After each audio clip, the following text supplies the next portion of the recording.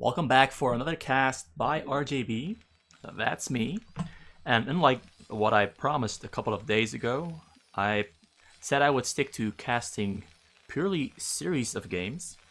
But I found this game in particular, which I liked the players who were in it. And it seemed like a good choice just to cast a standalone game to mix things up. Not to have a storyline for every single series of games or video that I'm going to upload. Instead, this one is going to be a standalone game between DIC CMpunk, who's playing the purple Protoss. He is a low money player. He is an S-ranked Korean low money player, but from time to time he tends to drop back into A. I'm not too sure. Last time I checked, he was an S-ranked player, so he is a very, very good low money player. And he's a low money player first, a fastest map player second. I'm not too sure about his specific skill level, but he's up against Hamburgersasu, and Hamburgersasu is one of the best fastest map players in the world, specifically for 1 versus 1, and he's playing the teal Terran on the bottom left corner. And his opponent is on the middle right spot. And DIC CMpunk, I'm wondering whether he will deviate from the usual fastest map builds for Protoss that we see on this channel so very often, or if he's going to give it his own flair, the low money flair, the low money touch, and the creativity that we usually see from low money players. But as of yet, he is starting out as people would usually start out on the fastest map, which is a Nexus and a Gateway and a Pylon, 2 Pylons, but there's no Pylon in his choke, despite the fact that he's starting off with a Nexus. There is the Forge. So that is already a slight deviation. Maybe it's lack of knowledge of fastest map builds, or maybe he's just trying something else and is very confident in what he's trying. Maybe this probe is going to throw down the pylon at his choke. And yeah, there is the pylon, so he's going for a choke after all. There's the first gas, there's the second gas, going for 2 gases right off the bat. Gateway is finished, there's no Zealot under production. He's going for a cybernetics core before a single Zealot. There is an SCV scouting for Hamburgersasu. Hamburgersasu started off with 3 barracks and a command center. There is the gas, single depot, because he doesn't need a second depot just yet, because this command center will finish by the time he is going to need more supply room. There is an academy being thrown down. He's going to throw down another depot after this. Chatting a bit. It seems like both of them don't really like this map, and I can see why they wouldn't like this map. Because as you can see here, when you start creating a map and you throw down different kinds of colors on the middle, like the lighter gray shades here on the middle, it prevents detection from what is on the lighter gray. It more or less functions as high ground, whereas the dark gray functions as low ground. And I assume you also cannot build on the middle of this map, but I think CMpunk is talking about that specifically. Because you have to be standing. Yeah, there are spots you cannot see here, and that's a really annoying little feature of this map. I'm not entirely sure how it works, but I know that it has to do with the terrain colors and the terrain texture. Anyway, back to the map. There's 3 cannons. 3 cannons on a pylon at the choke for DIC CMpunk. DIC CMpunk is already throwing the citadel of a dune and a robotic facility. It doesn't have any zealots out on the map at all. But luckily for him, Hamburgersasu went for a command center first, followed by 3 barracks, so his unit count is way lower than it would be if it started off with 3 barracks and then followed that up with a command center. There is the scan. It's a very early scan. Earlier than you would normally see. He's already throwing another Geyser into his build order. Both players know where they are. There's a pot in here for the sake of spotting barracks that are going to be flown over the hill. Some players like to do that. They like to fly barracks over the hill and go for what I consider to be a cheese strategy, which is making fire bats with stim upgrade and running them into the mineral pile. So that's why he is throwing down these pylons on the sides, just to protect himself, give himself vision over every single part of space. There's a Templar's Archive. Zealot lags are on the way. There's no shuttle being produced yet. There's a robotic support bay. Templar's Archive has finished. Doesn't have the gas yet for Storm upgrade. He's already going for level 2 weapon upgrades. This build is already all kinds of weird. He is getting the necessary tech, but he is not making zealots, not producing a mass. Hamburgersasu catching these zealots out in the middle, kills both of them. Actually, one survives from about 32 HP. He's regrouping, lining his zealot marines up before the cannons. DIC CMpunk quickly throws down 2 gateways, preventing Hamburgersasu from focusing down the cannons, buying himself time to make a couple more cannons to protect himself from the advances of Hamburgersasu. Hamburgersasu now instead starting, after he's finished his factory, now starting off with 3 starports, because he is expecting a heavy drop play from DIC CMpunk, and he wants to be prepared for it by probably making raids to intercept the shuttles that will be flying into his base very soon, although there's his first shuttles under production for DIC CMpunk. 2 Dark Templars also on the way, a 3rd one almost finished. His 2 Templars have finished. He's now started researching Storm Upgrade. Shuttle speed is almost finished. It's about halfway through. Ground weapon. Oh, the Dark Templars are ignoring the units on the middle, but it looks like Hamburgersasu saw the ripples that you can see when... Like, I can show here. You can see the ripples moving. So he knows Dark Templars are there and he's preparing for it. Maybe he also scouted the tech. So he knew it was coming. Dark Templar is running in past the turret. The scan has energy, so yeah, he throws down the scan. Both Dark Templars getting cut out in the middle of Hamburgersasu's base, and both Dark Templars die before they can do any damage at all. Dark Templar here killing marines that Hamburgersasu put on the sides as to improve his vision of the map, so he can respond to shuttles with a bigger buffer time zone, or time window, to be specifically. DIC CMpunk now throwing down cannons around his main nexus to protect his probes from tank drops. There are going to be no tank drops, there's just going to be raids aimed at intercepting shuttles, such as this one, and the raids are going to be finishing before the shuttle arrives inside of Hamburgersasu's base. Hamburgersasu has already thrown down turrets on the bottom side corners of his base on either sides. So this shuttle is going to have a hard time flying in. There's marines there ready to intercept the shuttle too. Just wait and see how far the shuttle will go in. The shuttle flies in against the bottom side corner of the base, and it gets shut down before it even can drop a single unit out. I didn't even check what units were in there, but I assume it was 2 Templars and 2 Zealots. Throwing down more robotic facilities around his base, throwing down cannons on the sides. There's Protoss Stargate for Corsairs in the corner of his base. He's finding from 4 simulators, adding a 5th one. Level 2 weapon upgrade on the way. It's a really nice little pickup, getting those very early weapon upgrades for his ground forces. Whereas Hamburgersasu doesn't have any engineering base to get his upgrades from. His engineering base hovering over the hill. So we already can deduce that he's going for a full-on factory build. What's that sound? Oh, he's killing the gateways at his choke, just to make it easier for his units to leave his base. DIC CMpunk has a lot of zealots now. His supply is a little... His Psy is lagging behind on Hamburgersasu just a little bit. Whereas Hamburgersasu on 133, DIC CMpunk on 126. Very slowly, the supply counts are creeping up. He's gonna go for a frontal drop attack. He's gonna drop those Templars on the hill here, although I'm not sure if this map has that feature. But it protects those Templars from getting taken down, and will let him get the storms off on the units here. Zealots walking in, Zealots getting blocked. Zealots unable to reach the tanks here in the back. The tanks making the Zealots trip. DIC CMpunk has very quickly adapted to the situation. He dropped the Templars out, stormed all the units behind the bunkers, but the bunkers are filled up with fire bats, and Zealots are completely chanceless. Useless against fire bat bunkers, so he turns around, does 0 damage with his Zealots. The Zealots took a lot of damage to the fire bats and the tanks in the back there, but at least DIC CMpunk managed to clean out the tanks that were situated behind the bunkers. But he manages to do absolutely nothing aside from that, and that is a very good little defense from Hamburgersasu with a very good Sim City here in the front.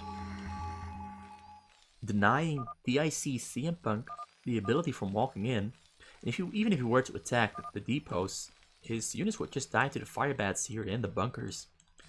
So it's smart of him to pull back, but this is mostly a really good building placement and unit use from Hamburgersasu, preparing himself for that attack. DIC CMpunk is losing the race against the clock because Hamburgersasu has a similar supply count even more supply than DLC CMpunk has, although now it has flipped around again, because I mentioned it.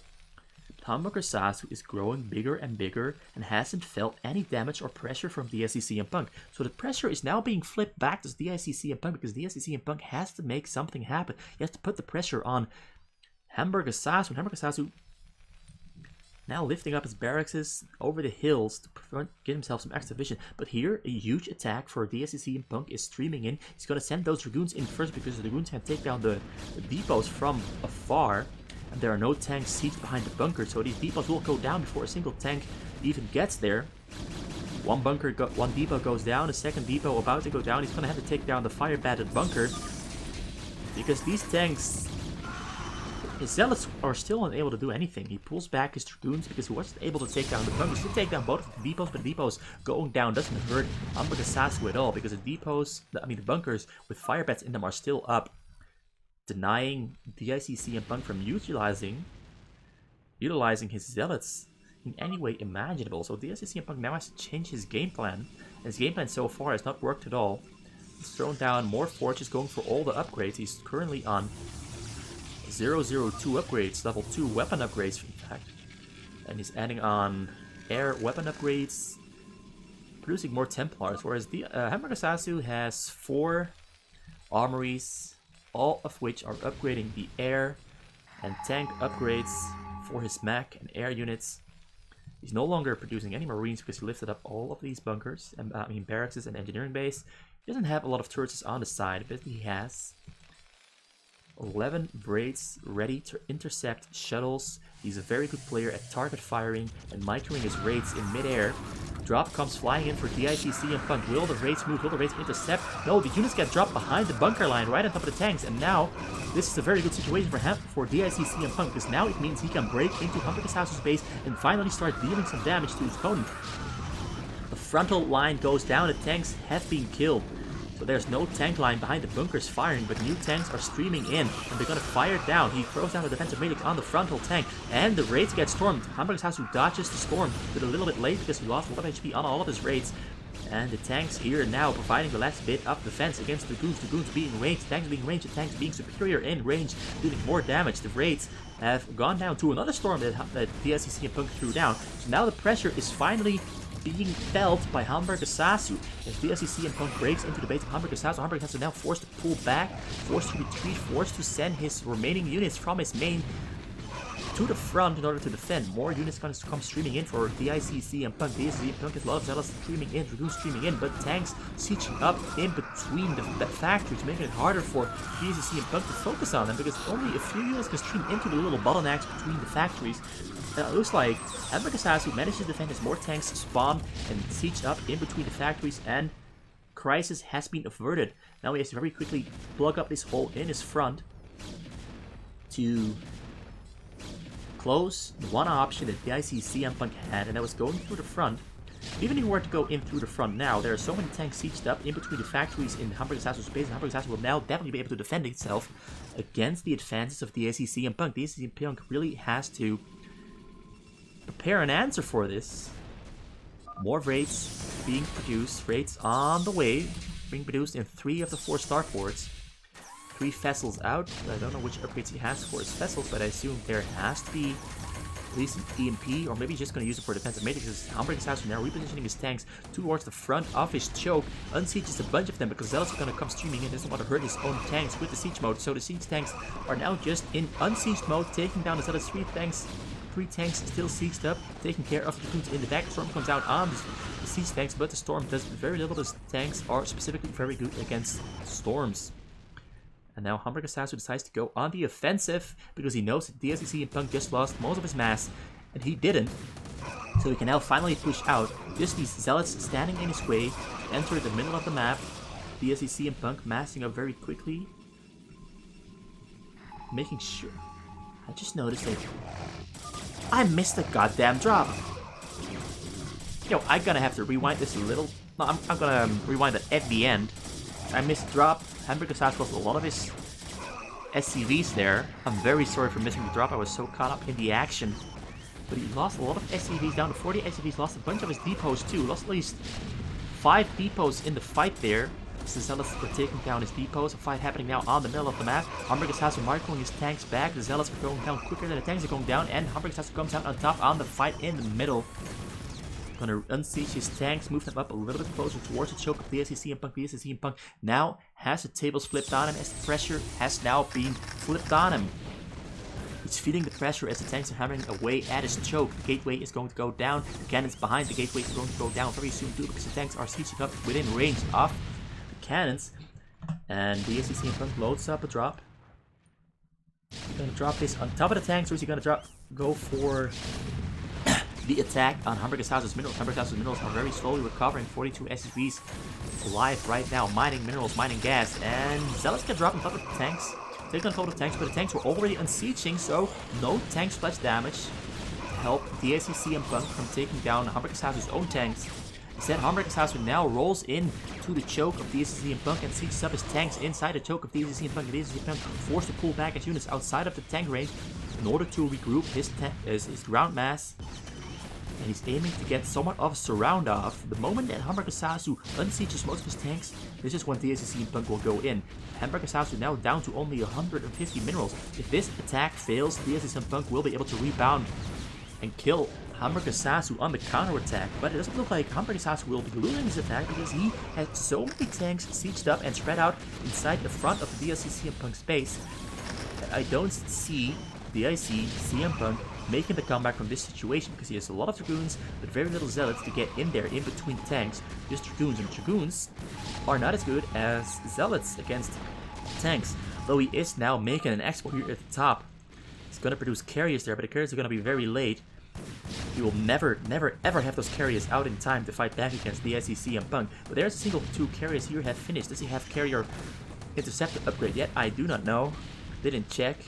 I can't even see whether he does or doesn't. He is making interceptors though, but the siege tanks now just rolling in unsieged into DSC CMpunk's base. A lot of these tanks are going down to the Dragoons because they are not sieged up, but they're rolling in closer. They siege up. Can he take a shot off on the probes? He cannot take a shot off on the probes just yet. The carriers coming in now. 3 carriers with interceptors. And there's nothing there to take the carriers or the interceptors down. There's a single raid there. The single raid is going to go down to the interceptors from the carriers. And now he sieges up inside the range of the main nexus, and he kills both sides of the probes. So there are no probes left on the minerals for DSC CMpunk. Hamburgersasu can also take down this nexus. And he's pretty much taken down the entire base of DSC CMpunk and has now control over the entire base of DSC CMpunk. DSC CMpunk pushed back towards his own mineral line. There's nothing he can do. He won't have his carriers out in time. Nor does he have the upgrades. And DSC CMpunk leaves the game because Hamburgersasu has won. Good game by Hamburgersasu. Really good game for Hamburgersasu. Great choices. Great control. And sadly, DSC CMpunk made some good choices, but they never worked out because Hamburgersasu just had the perfect answer for every single option that DSC CMpunk picked. I would have loved to see him go for the more orthodox and conventional Protoss build, but he decided against it. And it didn't work out for him. So yeah, thanks for watching this game. It was a very exciting game, lots of action, and I kind of felt like this was a good cast too. So I hope you enjoy it, and I hope you come back for more very soon, because I'm going to be casting a couple more games tonight. And I hope they will be as good as this one. Thanks for watching.